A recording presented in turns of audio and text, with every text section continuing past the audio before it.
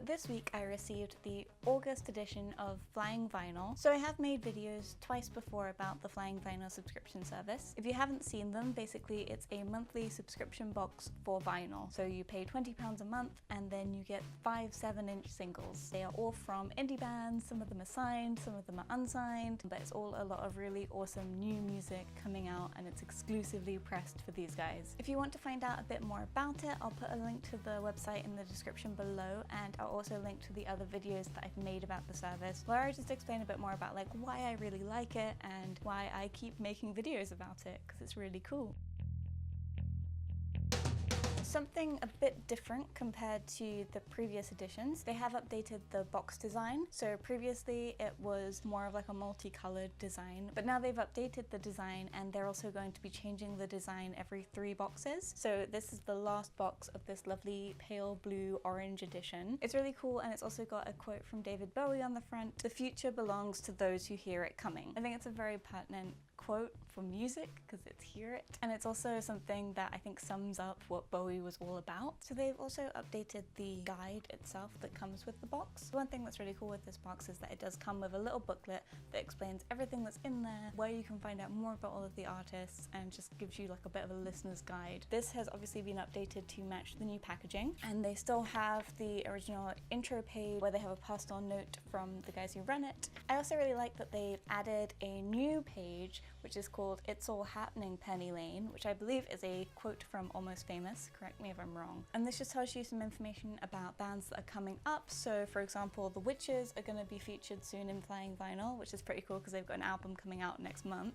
And then also, so one of the things I really like about Flying Vinyl is that they really keep up to date with their bands. So they have this whole roster of various alumni who have been in various boxes, and they tell you like, oh hey, this band are playing this time, this is happening for these guys. Viola Beach, who you may be familiar with, unfortunately passed away earlier this year in a car crash in Sweden, and they had been featured in a Flying Vinyl box last year. So Flying Vinyl, they've really been behind them the whole time. They're really excited in this edition because Viola Beach reached the #1 spot for their album, which was released posthumously. It's like a little update on everyone that's featured and all the news that's going on, and it kind of makes you feel like a part of this movement, which is pretty cool. They've also updated the way that they spread the artists themselves, so now each artist has got a double-page spread, as well as something that I really enjoy about it, which I'll see if I can, okay, this page it shows it a little bit better. They now have a special box that says "For Fans Of" for each artist, which is very useful because sometimes you're not entirely sure what to expect. If you have a bit of a framework of like, oh, this guy's like Ben Howard, this person's like the Black Keys, that helps you a little bit to know what to expect and kind of measure your expectations against that sometimes, or just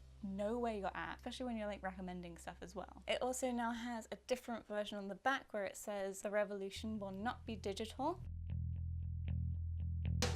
So the first record this month is from Deap Vally. It is "Smile More" backed with royal jelly. So this is on pink vinyl. It's from a California duo, and they've put in the guide that it sounds a bit like the Black Keys or the White Stripes. I really enjoyed this record. The music is moody, rebellious rock. You know, it's a bit bluesy, it's a bit rough around the edges, but it's just full of this powerful, heady passion, which is really just energizing to listen to. It's got slurred vocals over like this really bluesy garage rock style. It's very powerful music, and I was really reminded of Karen O when I was listening to it, which is really interesting because Deap Vally have a new album called Femigism out next month in September. This box actually came with a Polaroid style little promo piece for Femigism, but apparently that was produced by Nick Zinner of the Yeah. It's cool how you can hear that influence and then it kind of echoes through, you know, and you're like, this sounds so much like someone, and then you find out, oh,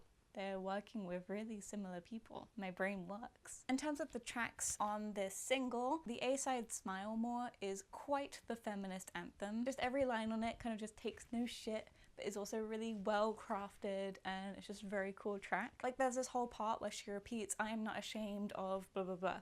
And it's like listing all of these things that women are constantly shamed for. It's really cool because, you know, in music, when you create those lines that people start singing along with, I feel like you can really influence how people think, kind of, in a weird way. Like you can get them to repeat a mantra over and over, like, "I'm not ashamed of that, I'm not ashamed of that."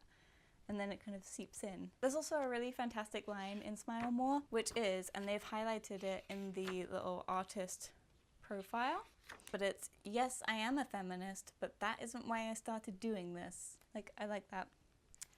Very cool. And then the B-side, Royal Jelly, is more of like that pounding rock, like it really makes you want to headbang to it, which I feel like is what they're kind of doing in this little picture here. So yeah, I really enjoyed this.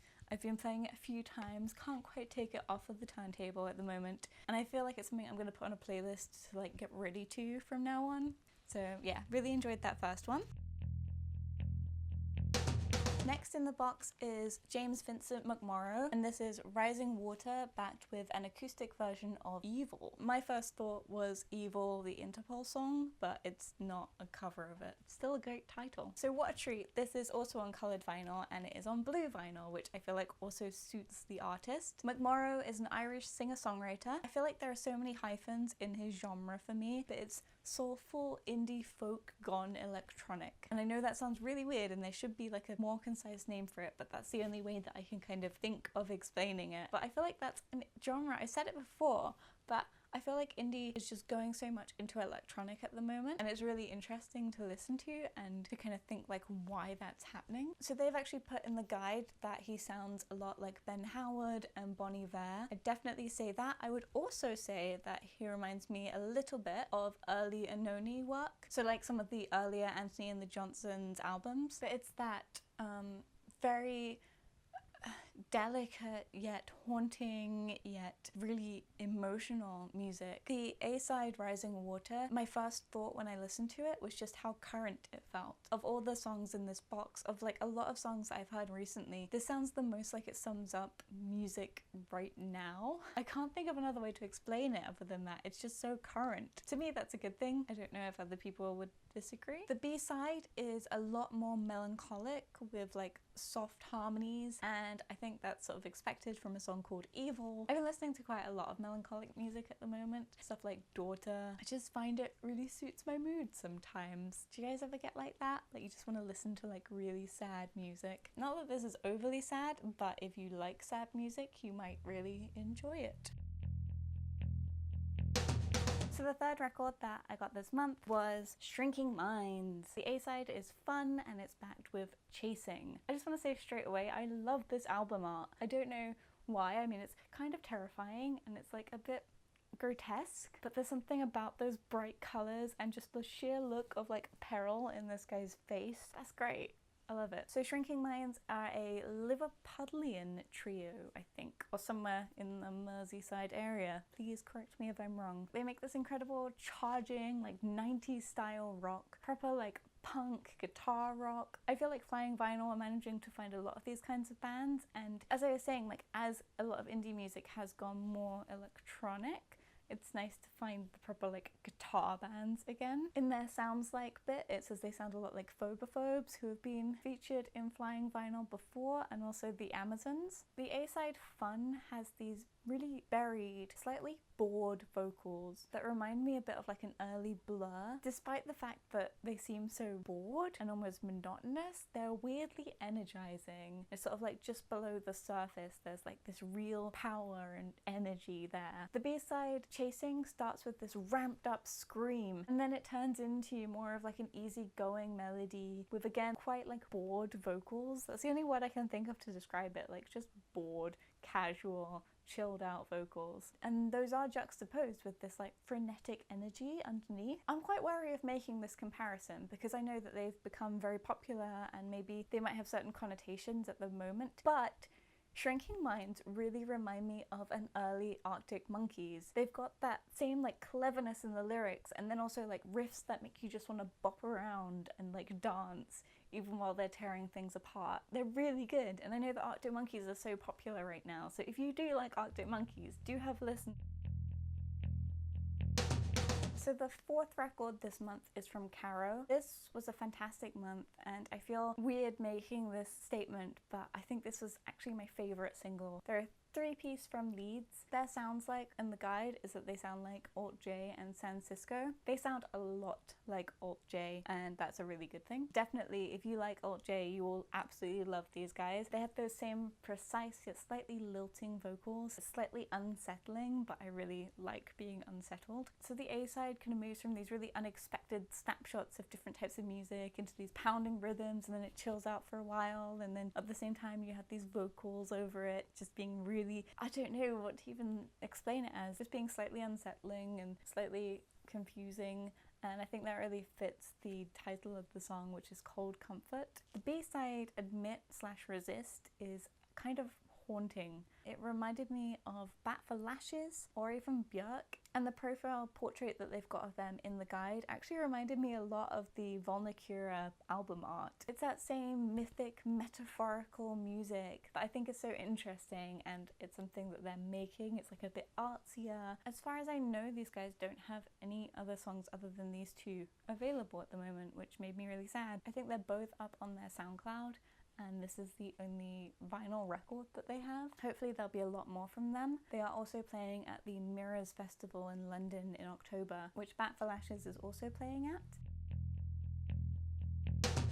So the fifth and final record in the August box is from Afterbloom. This is Duh, backed with Nothing to Learn. I can't say duh in any other way, unfortunately. This is apparently something called slacker rock, which I feel like I know what it means, but I'm not 100% sure. And apparently it's fast becoming like the soundtrack for a lot of teenagers nowadays. It does remind me a lot of the 90s. It's that sort of laid back, casual, like slightly bored, slouchy, slacker, I guess, music. But what I find really cool about Afterbloom is that despite this appearance of them just like casually throwing out music, when you actually listen to it, it's really sophisticated and beautifully put together. There's this kind of spiraling sound to it with jangly guitars, which reminds me a lot, especially in the A-side, Duh, of Stone Roses, and also of quite a few of Alan McGee's early acts that he managed. But yeah, it's definitely got this sneaky sophistication that belies the casualness of this genre, and I find that really interesting, and it excites me as well, because I think that when people are putting a lot of effort and trying to appear like they're not, that's so interesting, because it means that there's so much more that they can do as well. Also, as much as that A-side sounds like someone should be like very uninterested in what they're singing about, this song is really detailed and uplifting. Meanwhile, the B-side, Nothing to Learn, is actually quite delicate and almost shimmery, and it's got these cathartic instrumentals that I really enjoyed. As I said, it was really difficult for me to pick a favorite this month,